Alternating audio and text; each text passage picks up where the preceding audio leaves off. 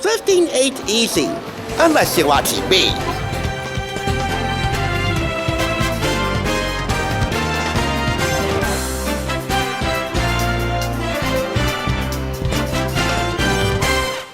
These are the stories of 5 reality shows, each with a different agenda, but all serving one common goal: to help you escape from your real world and to enter an even more real world, one where anything is possible for the right price. It's time to stop being polite and start getting real in the real world of real deals. Welcome! If you haven't heard, the Thrift Store Rundown is bringing real Hollywood home on a budget. Well, as real as the 5 shows we're going to cover claim themselves to be. This week is all about reality TV, and casting a fairly wide spectrum of the genre, from straightforward documentaries, if you want to call this that, to reality game shows and hidden camera prank shows. Unless you got a beef with any of that, we're going to get started right now. If you remember watching the short-lived investigation discovery true crime series I Married a Mobster, then you could fondly remember host Lorraine Bracco, aka Dr. Melfi from The Sopranos, begin each show with this statement, quote, "When you're married to the mob, you don't ask and you don't tell." That is, unless, I might add, you're open to talking about food and secret family recipes, in which case the conversation should flow as freely as the wine that you and your criminal compatriot are probably guzzling down right now. That is, if he wasn't away. If you've ever seen VH1's Mob Wives, you'll know that while their husbands are away, aka incarcerated for mob or mafia-related offenses, their wives will play. And they play hard, especially in the kitchen. Why do you think middle sister, at least for the cover suit here, Lana, is a restaurateur anyway? She gathered up her sisters, Renee, one of the stars of Mob Wives, and this rather gorgeous Goomba-in-Chief behind the scenes, creator and executive producer Jennifer Graziano. Together, all 3 of them are ready to show you how to use a meat cleaver, with plenty of secrets and 100 recipes from a mob family's kitchen. This was picked up for $1.99 from Red, White, and Blue in Patterson, and is a Perigee publication. Or Perigee, I should say.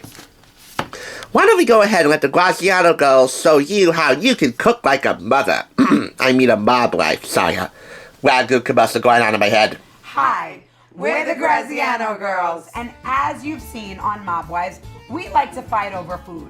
Sometimes we're really fighting over food, and sometimes we're fighting over the food. Restaurants are a part of our legacy, and food is in our blood. So we gathered up some of our favorite Italian recipes to share with the world and give everybody a taste of what we were eating growing up. From our famous Sunday gravy to shrimp oreganata to sausages and peppers. Oh, and the stuffed filet mignon. Oh my God.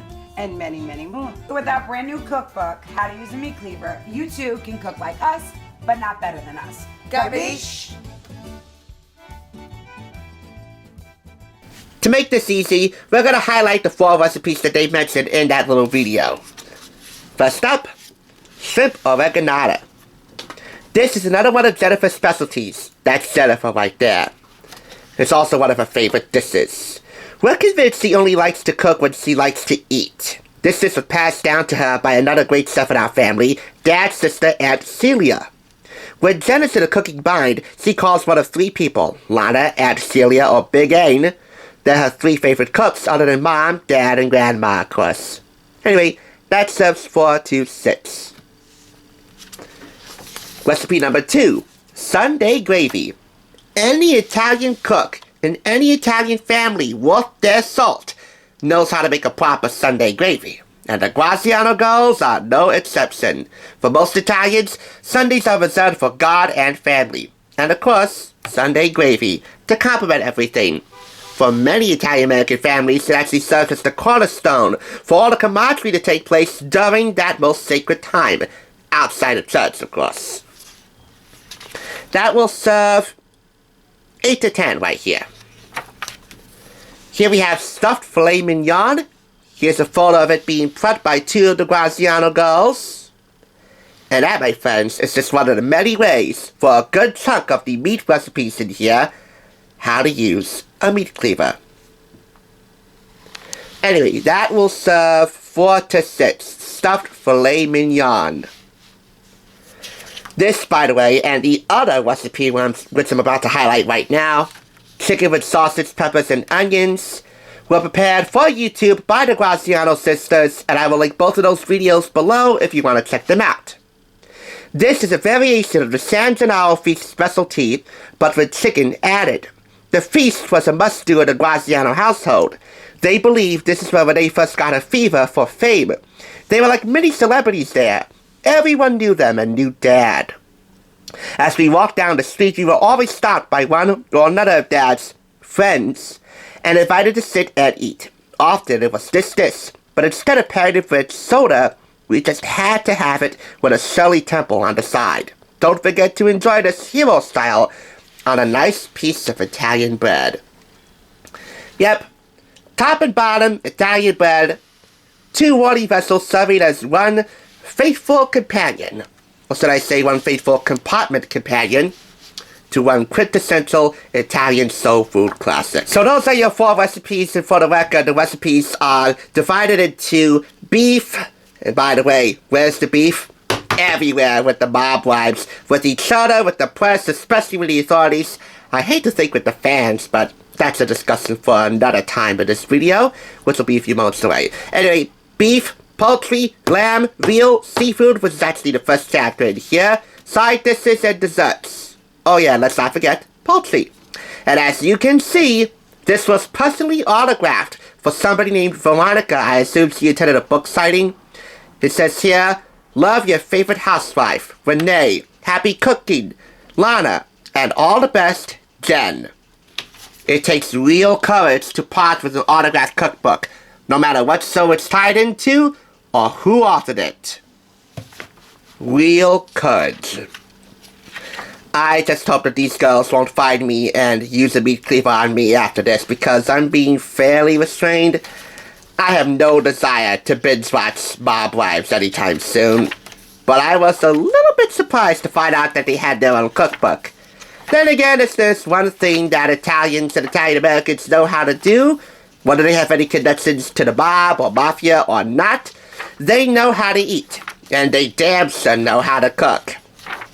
And, given this cookbook, they damn sure know how to use a meat cleaver the right way. And as you go forward, you'll see plenty of recipes from the mob family's kitchen, I would say. Not necessarily mob-related stories, because, well, I don't think you need them. It would just sour the proceedings going on in here. Maybe 1 or 2 at the least, but that should be it. This chapter here is called Italian Specialties, the chapter I'm perusing through right now. I was going to highlight this because I was going to say that I had a little bit of everything from the previous chapters, but it didn't really have a little bit of everything. It was just some signature dishes passed down from generations to this current generation here. Anyway, we have a good amount of recipe photography in here. And as always, when applicable, ingredient preparation tips and alterations when necessary. But I should say that the ingredients for these recipes in here are definitely not inaccessible. So that's one good thing going for them, amidst the myriad of many other good things, except for the most important grazie they could ever give. And that would be to their fans, the viewers of Mob Wives. It may not be one of them, but still I gotta look out for them. They don't get that, other than a passive acknowledgement from Renee, which just doesn't cut it for me. Food this good should be illegal. It should also be illegal not to acknowledge the fans if you give it a certain status in the world like these 3. It doesn't matter what reality show they have and what kind of status they really do have as a celebrity. If you disregard your fans, you're gonna answer to me when I find your book around here. I don't answer to nobody for my fellow Hollywood bargain hunters. Capiche? Anyway, if they had given a big grazie to their fans directly in the acknowledgments, they would get 5, but they didn't. I'm tempted to give it 4. Then again, this is personally autographed, and it's a real courageous move if you're a real stan of any reality TV show to give away any autographed memorabilia. So, I gotta meet in the middle, as I do with most things, and award how to use a meat cleaver the standard 4.5 out of 5. If you want to cook like a mob wife, This has 100 delicious offers you can't refuse. And I would say a good handful, maybe 2 handfuls, to sleep with the fishes for. And I'll say it one more time. This fish is one real fine catch. Thanks for tuning in. Just so you know, there's no limit to bringing Hollywood home on a budget. Please go ahead and check out another awesome review like this one by clicking here, and make sure you subscribe by clicking here. Until next time, I'll catch you, as I always do, on the flip side.